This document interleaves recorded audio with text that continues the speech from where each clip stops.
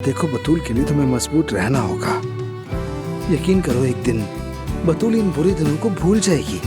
गुलशन साहिबा, आयजा के साथ रहने के सिवा मेरे पास कोई रास्ता नहीं।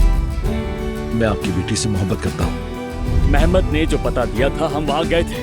वो सिर्फ एक फर्निश किराए का फ्लैट था, बच्चा कोई नहीं था।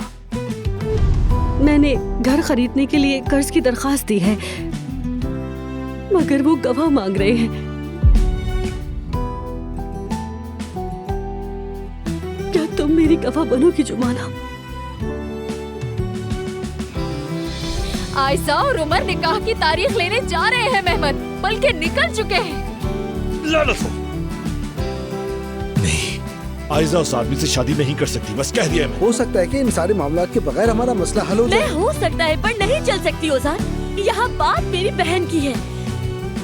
आप प्लीज अंदर आ जाए, हम बात करते हैं। आप बहुत गलत कर रही हैं। मुसीबत है, हट जाओ पीछे। उफ।